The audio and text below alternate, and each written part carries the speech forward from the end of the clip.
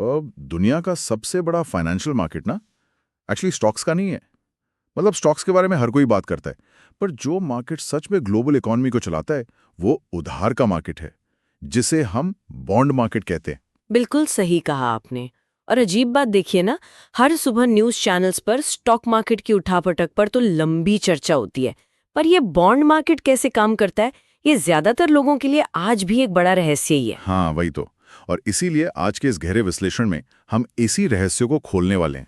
आज का हमारा मिशन है बॉन्ड मार्केट और बॉन्ड इशुएंस जैसे जटिल टॉपिक्स को एकदम आसान भाषा में समझना। हाँ, और बिना किसी हैवी टेक्निकल जार्गन के, क्योंकि जब तक आम श्रोता को समझ नहीं आएगा तब तक ऐसी चर्चा का कोई फायदा नहीं है। एग्जैक्टली। और इस पूरे टॉपिक को डिकोड करने के लिए हमारे पास आज एक बेहतरीन सोर्स है। एक बहुत ही बढ़िया हाई डेफिनेशन इन्फोग्राफिक और कुछ शॉर्ट नोट्स हैं जो स्पेशली इकोनॉमिक्स के प्रीलिम्स एग्जाम के लिए बनाए गए हैं। सच कहूँ तो ये नोट्स इतने बढ़िया हैं क्योंकि इन्होंने बॉन्ड मार्केट जैसे ड्राई टॉपिक को बहुत ही प्रैक्टिकल एग्जाम्पल्स के साथ समझाया है। हाँ, तो चलिए इस मुद्दे को थोड़ा खोलते हैं। मैं जब इकोनॉमिक्स पढ़ता था तो मुझे ये सब बहुत बोरिंग लगता था, पर इन नोट्स ने एक्चुअली इसको मज़ेदार बना दिया है। तो सबसे पहला और बुनियादी सवाल ये है कि आखिर एक बॉन्ड काम कैसे करता है। इसको समझने के लिए ना हम सीधे उस इन्फोग्राफिक वाले कैफे लोन एनालिसिस पर चलते हैं। वो सबसे बेस्ट तरीका है इसको समझने का। अच्छा ठीक है। तो मान लीजिए कि मेरा एक दोस्त है जो एक नया कैफ़े शुरू कर रहा है। अब नया कैफ़े है तो उसको एस्प्रेसो मशीन वगैरह लेने के लिए उधार चाहिए। हाँ, और वो पैसे मांगने आपके पास आता है, तो फाइनेंस की भाषा में आपका दोस्त बन गया इशुइंग एंटिटी यानी बोरोवर, और आप बन गए बॉन्ड बायर यानी लेंडर। राइट। पर यहाँ मेरा एक सवाल है। अगर मैं अपने दोस्त को पैसे दे रहा हूँ तो ये तो एक नॉर्मल उधार हुआ ना, दोस्तों वाला। इसमें और बॉन्ड मार्केट में क्या फ़र्क है? ये इन्फोग्राफिक में एक टर्म लिखा है IOU कॉन्ट्रैक्ट। ये IOU भला क्या है? देखिए, दोस्तों के बीच का उधार इनफॉर्मल होता है, बस बोल दिया और पैसे दे दिए। पर IOU मतलब IOU, ये एक लीगली बाइंडिंग कॉन्ट्रैक्ट होता है। हवा में की गई बातें नहीं होती। इस पक्के IOU कॉन्ट्रैक्ट के ना 3 मेन हिस्से होते हैं। पहला होता है प्रिंसिपल। प्रिंसिपल मतलब वो मेन अमाउंट जो मैंने उसको शुरू में दिया? हाँ बिल्कुल। मान लीजिए आपने कैफे के लिए 1000 रुपए उधार दिए, तो वो 1000 रुपए आपका प्रिंसिपल अमाउंट हो गया। अब इसका दूसरा हिस्सा होता है मैच्योरिटी। मैच्योरिटी मतलब एक टाइम लिमिट जिसके बाद दोस्त को मेरे पूरे पैसे वापस लौटाने पड़ेंगे। सही पकड़ा आपने। जैसे इन्फोग्राफिक के हिसाब से 1 साल बाद की मैच्योरिटी है। 1 साल जिसके लिए लोग एक्चुअली बॉन्ड खरीदते हैं वो है कूपन। कूपन? पर फाइनेंस में कूपन का क्या काम? मतलब पहले के जमाने वाले वो डिस्काउंट कूपन्स की बात कर रहे हैं क्या? अरे नहीं नहीं, यहाँ कूपन का मतलब है इंटरेस्ट से है। मान लीजिए कॉन्ट्रैक्ट में लिखा है कि हर 3 महीने में आपको 50 रुपए मिलेंगे, ये आपका कूपन है। अच्छा, पर एक बात बताइए, इसको इंटरेस्ट रेट ही क्यों नहीं बोलते? कूपन क्यों बोलना है? आजकल लोग मोबाइल पर बॉन्ड ट्रेड करते हैं, कूपन थोड़ा अजीब नहीं लगता? इसके पीछे एक बहुत इंटरेस्टिंग हिस्ट्री है एक्चुअली। पहले के टाइम में जब सब फिजिकल पेपर पर होता था ना, तो बॉन्ड्स के बड़े बड़े सर्टिफिकेट्स आते थे। उनके नीचे सच में छोटे छोटे पेपर के कूपन्स लगे होते थे। ओह अच्छा, सच में फिजिकल कूपन्स होते थे? हाँ, तो जब इंटरेस्ट लेने का टाइम आता था तो इन्वेस्टर को वो कूपन फाड़कर बैंक में देना पड़ता था, तब जाकर कैश मिलता था। अब डिजिटल जमाना आ गया, पेपर खत्म हो गए, पर वो वर्ड हमेशा के लिए चिपक गया। वाह, ये मुझे नहीं पता था। तो अगर हम इसको एक टाइमलाइन में सेट करें तो सबसे पहले इनिशियल उधार दिया 1000 रुपए, उसके बाद साल भर मुझे पीरियोडिक इंटरेस्ट या कूपन मिलता रहा, और एंड में मैच्योरिटी आने पर एक फाइनल पैसा ड्रॉप हुआ जहां मेरा 1000 वापस आ गया। बिल्कुल, यही एग्जैक्ट टाइमलाइन होती है। और इसी क्लियर टाइमलाइन और प्रिडिक्टेबिलिटी की वजह से बॉन्ड्स को हिस्टोरिकल रूप से सेफ माना जाता है। पेंशन फंड्स को जब पता होता है कि एग्जैक्ट कितना पैसा आएगा, तो वो लंबी प्लानिंग कर सकते हैं। हाँ, ये तो बहुत लॉजिकल है। लेकिन अब यहाँ मुद्दा सच में बहुत दिलचस्प हो जाता है, क्योंकि इकोनॉमिक्स के नोट्स में एक बड़ा आर्थिक सवाल बनता है। एक तरफ तो आपने बताया कूपन, और दूसरी तरफ एक टर्म है यील्ड टू मैच्योरिटी यानी YTM। हाँ, YTM पूरे बॉन्ड मार्केट का सबसे बड़ा गेम चेंजर है। वही ना, अगर मुझे पता है कि बॉन्ड पर मुझे हर 3 महीने 50 रुपए मिलने फिक्स हैं, तो फिर ये YTM का नया मैथ लाया ही क्यों गया? इसकी जरूरत क्या है? देखिए, कूपन रेट जो है वो पेपर पर एक बार प्रिंट हो गया और लॉक हो गया, पर रियल मार्केट तो कभी रुकता नहीं है ना। मान लीजिए आपने कैफे वाला बॉन्ड खरीद लिया, पर 6 महीने बाद ही आपको अचानक इमरजेंसी में कैश की जरूरत पड़ गई। राइट, पर मैच्योरिटी तो 1 साल की है। मैं कैफे वाले के पास तो जा नहीं सकता पैसे मांगने। एग्जैक्टली तो अब आप क्या करेंगे? आप उस बॉन्ड को बॉन्ड मार्केट में किसी और नए इन्वेस्टर को बेच देंगे। अच्छा, जिसे सेकेंडरी मार्केट बोलते हैं। पर मैं बेचूंगा कितने में? वही तो कैच है। चूंकि आपको पैसे की सख्त जरूरत है, हो सकता है आप अपना 1000 वाला बॉन्ड 800 या 900 रुपए में ही बेच दें।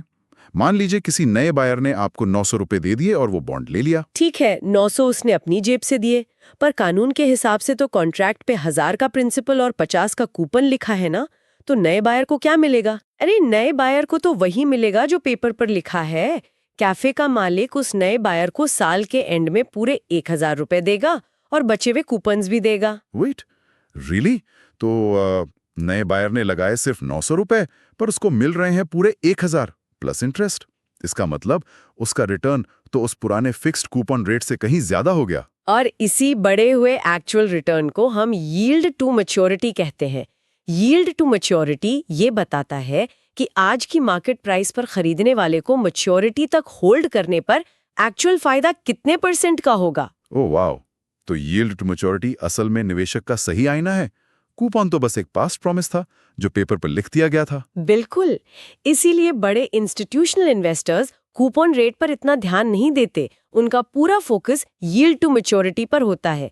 यील्ड टू मैच्योरिटी मार्केट का तरीका है पुराने बॉन्ड्स की वैल्यू आज के हिसाब से एडजस्ट करने का। इनवर्स रिलेशनशिप बन जाती है, झूले की तरह। हाँ, वही the golden rule of bonds. Right, मतलब अगर बॉन्ड की प्राइस गिरेगी, जैसे 1000 से 900 हो गई, तो नए बायर के लिए यील्ड यानी YTM बढ़ जाएगी, और अगर प्राइस बढ़ेगी तो YTM गिरेगी। पर मार्केट में अचानक प्राइस उतार चढ़ाव क्यों करती है? इस सीसॉ को पुश करने वाली सबसे बड़ी ताकत होती है देश के सेंट्रल बैंक्स, जैसे अपने यहाँ RBI या US में फेडरल रिजर्व। जब इंटरेस्ट रेट्स चेंज होते हैं तो उसका डायरेक्ट असर बॉन्ड की प्राइस पर पड़ता है। इसे मैं अपने कैफे वाले उदाहरण पर लगाकर देखता हूँ। So what does this all mean? मान लीजिए मेरे दोस्त का कैफे एक सुपरहिट सक्सेस हो गया, वहां लोगों की लाइन लगी है, तो मार्केट में सबको लगेगा कि ये कैफे तो कभी डूबेगा नहीं। हाँ, सबको उस कैफे पर भरोसा हो जाएगा। तो ऐसे में मेरे उस IOU कॉन्ट्रैक्ट की वैल्यू बढ़ जाएगी ना। कोई बोलेगा मैं इसके 1000 के बॉन्ड के लिए 1100 रुपए देने को तैयार हूं। यहाँ प्राइस बढ़ गई, और क्योंकि नया बायर 1100 दे रहा है, उसका YTM गिर जाएगा। इसको हम प्रीमियम बॉन्ड बोलते हैं, राइट? सटीक विश्लेषण, एकदम सही। जब डिमांड बढ़ती है तो बॉन्ड प्रीमियम पर ट्रेड होता है। पर इसका एक दूसरा साइड भी है जो एक्चुअली ज्यादा कॉमन है, डिस्काउंट बॉन्ड वाला साइड। वो कब होता है? मान लीजिए आपके दोस्त के कैफे वाले बॉन्ड पर 5% का इंटरेस्ट मिल रहा है, पर कल को मार्केट में नए बॉन्ड्स आ जाएं या पड़ोस में एक और नया कैफे खुल जाए जो 8% इंटरेस्ट दे रहा हो। ओह, तो ऑब्वियसली मेरे पुराने 5% वाले बॉन्ड को कोई पूरे 1000 देकर खरीदेगा ही क्यों? लोग तो नए 8% वाले की तरफ भागेंगे। वही तो अब आपके उस पुराने बॉन्ड को नए बॉन्ड से मुकाबला करने के लिए सस्ता होना पड़ेगा। उसकी प्राइस 1000 से गिरकर शायद 800 या 900 पर आनी पड़ेगी, ताकि सस्ते में खरीदने की वजह से नए बायर का एक्चुअल रिटर्न यानी YTM घूम फिरकर उस नए वाले 8% के बराबर हो जाए। राइट। इसे डिस्काउंट बॉन्ड बोलेंगे। बिल्कुल, तो हेडलाइन में जो हम पढ़ते हैं ना, bond prices fall as yields rise, वो इसी मैथमेटिकल सीसॉ का रिजल्ट होता है। ये पूरा मैकेनिज्म बहुत लॉजिकल लगता है सुनने में, पर देखिए जहां पैसा है वहां रिस्क तो होगा ही। अगर कैफे फेल हो गया तो? इन्फोग्राफिक की क्विक समरी में इन खतरों के बारे में क्या बताया गया है? इस नोट्स में 3 मुख्य रिस्क बताए गए हैं। पहला तो वही है जो हमने अभी डिस्कस किया, इंटरेस्ट रेट रिस्क। अगर नए रेट्स बढ़ते हैं तो आपके पुराने बॉन्ड्स सस्ते हो जाते हैं। हाँ, ये तो मैं समझ गया। दूसरा रिस्क क्या है? दूसरा और सबसे बड़ा डायरेक्ट खतरा होता है क्रेडिट रिस्क, यानी डिफॉल्ट का खतरा। अगर बोरोवर यानी आपका दोस्त जिसका कैफे था वो कंप्लीटली फेल हो जाए, उसके पास पैसे ही ना बचे लौटाने को, तो ऐसे में कॉन्ट्रैक्ट का क्या होगा? कानून क्या करेगा जब बंदे के पास बैंक में 0 बैलेंस है? वही बात है, कानून भी कुछ खास नहीं कर सकता। और इसीलिए इस क्रेडिट रिस्क को जज करने के लिए क्रिसिल या मूडीज जैसी रेटिंग एजेंसीज होती हैं जो कंपनीज को AAA या BB जैसी रेटिंग्स देती हैं, ताकि पता चले कि उनके डिफॉल्ट होने के चांसेस कितने हैं। अच्छा, तो मतलब जितनी खराब रेटिंग, इन्वेस्टर को उतना ही ज्यादा कूपन रेट देना पड़ेगा उसे अट्रैक्ट करने के लिए। Make sense? और इन्फोग्राफी का तीसरा रिस्क क्या है? तीसरा रिस्क ना बड़ा साइलेंट सा होता है। वो है इन्फ्लेशन रिस्क, यानी महंगाई का खतरा। Wait, inflation risk. अगर मुझे मेरे 1,000 रुपए मैच्योरिटी पर मिल गए तो फिर महंगाई से मेरा क्या नुकसान है? पैसों का डिफॉल्ट थोड़ी ना हुआ है। डिफॉल्ट नहीं हुआ, पर परचेजिंग पावर यानी खरीद शक्ति का नुकसान हुआ ना। मान लीजिए देश में इन्फ्लेशन लगातार आउट ऑफ कंट्रोल हो जाए। ऐसे में 1 साल बाद जब आपको वो 1,000 रुपए वापस मिलेंगे तो उसकी वैल्यू उतनी नहीं रहेगी जितनी शुरू में थी। ओह, अरे हाँ, मतलब आज 1,000 में जो सामान आता है 1 साल बाद शायद महंगाई की वजह से वो 1,100 में आएगा। तो पेपर पर मेरे पैसे वापस आ गए, पर असल में मैं गरीब हो गया। सही कहा। इन्फ्लेशन किसी भी फिक्स्ड इनकम इन्वेस्टमेंट को अंदर ही अंदर दीमक की तरह खा जाता है। ये तो सच में बहुत बड़ा रिस्क है। तो अगर इतने सारे रिस्क्स हैं मार्केट में, तो क्या सभी बॉन्ड्स एक जैसे खतरनाक होते हैं या रिस्क के हिसाब से कुछ कैटेगरीज या विकल्प हैं? बिल्कुल कैटेगरीज हैं। इन्फोग्राफिक 3 मेन टाइप्स बताता है। सबसे पहले और सबसे सेफ माने जाते हैं G-SECs, यानी government securities. Government bonds, right. Right. इनको सेफ क्यों माना जाता है? क्योंकि इन्हें देश की सरकार जारी करती है। उनके पास टैक्स कलेक्ट करने की पावर होती है और आखिरी रास्ते के तौर पर नई करेंसी छापने की ताकत भी। तो वहां क्रेडिट रिस्क या डिफॉल्ट का चांस ना के बराबर होता है। अच्छा, पर रूल के हिसाब से अगर रिस्क कम है तो इनका यील्ड या रिटर्न भी सबसे कम ही होगा। हाँ, एग्जैक्टली। उसके बाद दूसरी कैटेगरी आती है कॉर्पोरेट बॉन्ड्स की, जो बड़ी बड़ी कंपनीज जैसे रिलायंस या टाटा इशू करती हैं। ये वही हो गया ना, जैसे हमारे दोस्त का कैफे था, बस बड़े स्केल पर। हाँ, इनमें G-SECs के मुकाबले थोड़ा ज्यादा रिस्क होता है, तो इनका इंटरेस्ट भी उस हिसाब से थोड़ा ज्यादा होता है। और तीसरे टाइप के होते हैं म्यूनिसिपल बॉन्ड्स। म्युनिसिपल बॉन्ड्स यानी नगर निगम वाले। उन्हें बॉन्ड्स निकालने की क्या जरूरत पड़ गई? उन्हें तो हम वाटर टैक्स और हाउस टैक्स देते ही है ना। देते हैं, पर टैक्स का पैसा धीरे धीरे आता है साल भर में। अगर नगर निगम को एकदम से एक नया फ्लाईओवर बनाना हो जिसमें हजारों करोड़ लगेंगे, तो वो एक साथ उतना पैसा कहाँ से लाएंगे? ओह, आई सी। तो वो पब्लिक से एक साथ पैसा उठाते हैं बॉन्ड्स के जरिए, प्रोजेक्ट बनाते हैं और फिर आगे जो टोल या टैक्स आएगा उससे बॉन्ड का प्रिंसिपल और इंटरेस्ट चुकाते रहते हैं। सही पकड़ा। और इसमें पब्लिक को अट्रैक्ट करने के लिए कई बार सरकार टैक्स एग्जेम्पशंस भी दे देती है। अरे वाह! तो अगर देखा जाए, हमने इस चर्चा में कितने आराम से इतने कॉम्प्लेक्स टॉपिक को रैप अप कर लिया। एक छोटे से कैफे के उधार से स्टार्ट किया, फिर देखा कि IOU कॉन्ट्रैक्ट में प्रिंसिपल, मैच्योरिटी और कूपन क्या होते हैं। हाँ, और फिर हमने कूपन और YTM के फर्क को समझा। बिल्कुल, जो मेरे ख्याल से सबसे जरूरी कॉन्सेप्ट था।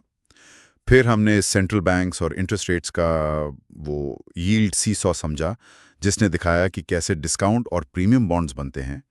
और लास्ट में interest rate risk, credit risk और इन्फ्लेशन रिस्क को समझते हुए G-SECs और कॉर्पोरेट्स का फर्क देखा। ये चर्चा एक्चुअली साबित करती है कि इकोनॉमिक्स इतनी भी बोरिंग या मुश्किल नहीं है जितनी हमें टेक्स्ट बुक्स में लगती है।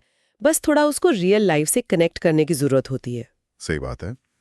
लेकिन इस गहरे विश्लेषण को समाप्त करने से पहले मेरे दिमाग में एक नया और थोड़ा सोचने पर मजबूर करने वाला सवाल आ रहा है। जैसा कि हमने देखा, इन्फोग्राफिक्स इन G-SECs को सेफ का टैग देता है क्योंकि सरकार जनरली डिफॉल्ट नहीं करते, और दोस्त के कैफे को उसने क्रेडिट रिस्क वाली कैटेगरी में डाल दिया। हाँ, रूल तो यही कहता है। पर जरा मैक्रो इकोनॉमिक लेवल पर सोचिए, अगर किसी देश की इकोनॉमी पूरी तरह फिसल जाए और वहां पर इन्फ्लेशन रिस्क यानी महंगाई लगातार आउट ऑफ कंट्रोल हो जाए, तो क्या उस देश के द्वारा जारी किए गए इन सेफ G-SECs वाले बॉन्ड्स में लगाया गया पैसा भी सच में सुरक्षित बचेगा? देखा जाए तो पैसा वापस मिलने की गारंटी है, पर उस पैसे की वैल्यू की नहीं। वही तो। क्या लगातार बढ़ती हुई इन्फ्लेशन किसी भी सेफ इन्वेस्टमेंट को अंदर ही अंदर खोखला नहीं कर देती? अगर मेरे 1 लाख रुपए मुझे साल भर बाद मिल गए, पर उनसे मैं आधा सामान ही खरीद पाऊं, तो वो कैसा सेफ इन्वेस्टमेंट हुआ? ये बहुत ही गहरा सवाल उठाया है आपने। हाँ, तो जो श्रोता हमें सुन रहे हैं, मैं चाहता हूं वो इस बारे में खुद सोचें। क्या इन्फ्लेशन के होते हुए कोई भी इन्वेस्टमेंट दुनिया में सीरियसली 100% रिस्क फ्री हो सकती है? इस प्रोवोकेटिव थॉट के साथ हम आज के इस विश्लेषण को यहीं खत्म करते हैं। उम्मीद है कि सभी श्रोताओं को मार्केट की ये हिडन डायनामिक्स समझ आई होंगे। बिल्कुल। तो बस आगे और ऐसी ही दिलचस्प आर्थिक जानकारियों के लिए हमसे जुड़े रहिए, और तब तक अपने आसपास के मार्केट सिग्नल्स को केयरफुल